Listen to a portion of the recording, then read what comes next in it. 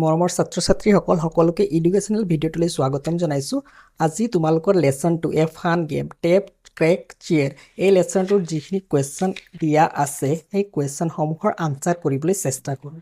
তো এক্টিভিটিছৰ 1A let's see how much we have understood. আমি লেসনটো পঢ়ি কিমানখিনি বুজি পালোঁ তাৰ ওপৰত ইয়াত কুৱেশ্যনসমূহ দিয়া আছে। Question number 1, where was the fair held?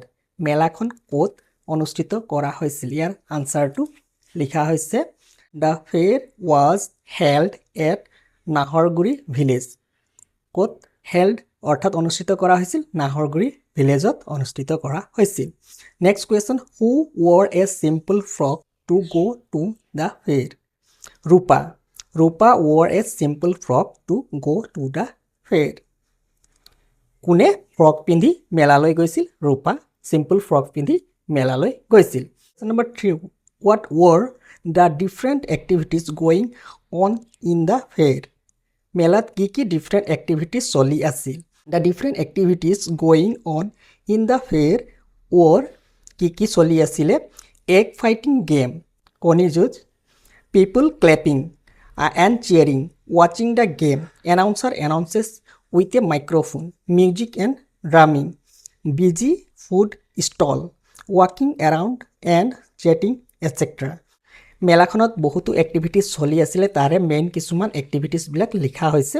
কণী যুঁজ মেইন আছিলে, সেইকাৰণে 1 নম্বৰতে দিয়া হৈছে। আৰু মানুহখিনি ক্লেপিং কৰি আছিলে, চিয়াৰিং কৰি আছিলে, সকলোৱে গেম চাইছিলে, এনাউন্সাৰে মাইক্ৰফোন লৈ এনাউন্স কৰি আছিলে। আৰু আমি ছবিত দেখা পাইছোঁ, ছবিত মিউজিক আৰু ড্ৰাম অৰ্থাৎ ঢোল বজাই আছে, মিউজিক চলি আছিলে। গতিকে আমি ছবিৰ পৰা এইটো লিখিছোঁ যে মিউজিক এণ্ড ড্ৰামিং। তাৰপিছত ফুড ষ্টলবিলাক বিজি আছিলে, বিজি ফুড ষ্টল, আৰু ৱাকিং, চাৰিওফালে মানুহখিনি ঘূৰি আছিলে, কথা পাতি আছিলে। গতিকে এইবিলাক ডিফাৰেণ্ট এক্টিভিটিজ মেলাত চলি আছিলে। কুৱেশ্যন নম্বৰ 4ত কি দিয়া আছে? What was the first announcement made at Naharguri fair? Naharguri fair অৰ্থাৎ নাহৰগুৰি মেলাত প্ৰথম এনাউন্সমেণ্টটো এনাউন্সাৰে কি এনাউন্সমেণ্ট কৰিছিলে? ইয়াৰ আনসাৰটো লিখিবা। The first announcement,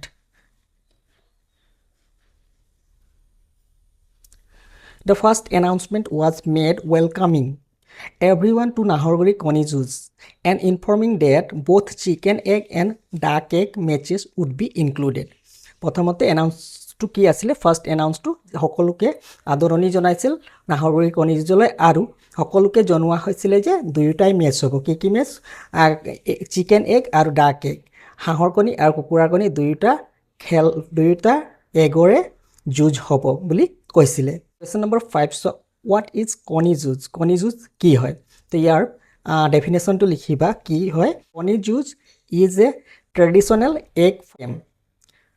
2 players tap their eggs against each other and the one whose egg does not crack wins. কণী যুঁজ কি হয়? এটা পৰম্পৰাগত খেল হয়, আৰু এই খেলখন দুজন খেলুৱৈৰ মাজত খেলা হয়। Tap their eggs against each other, আৰু ওৱান হুজ এগ ডাজ নট ক্ৰেক, সেইজনে জিকে, আৰু সেই ভঙা কণীটো প্ৰাইজ হিচাপে লৈ যায়। Question number 6, what was the prize for the winner of the game? তো উইনাৰ যিজন হয় জিকে, সেইজনৰ প্ৰাইজ কি আছিল বাৰু? The winner got the crack egg as prize.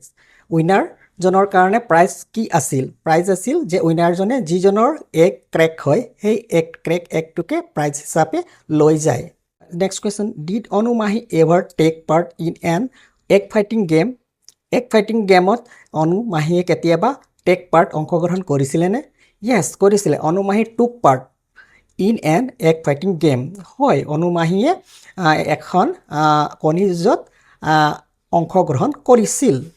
Next question 1B1, how can we keep our culture and traditions alive according to অনুমাহি?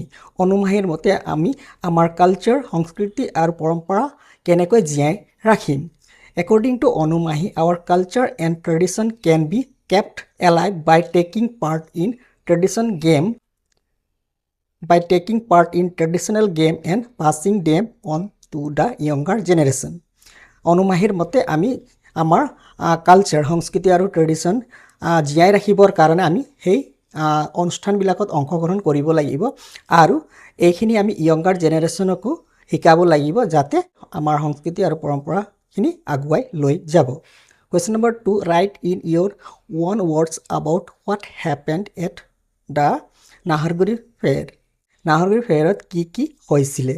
At Naharguri Fair, villagers gathered and enjoyed traditional games like Konijuz. People cheered, announcements were made, and the fair was full of joy and excitement.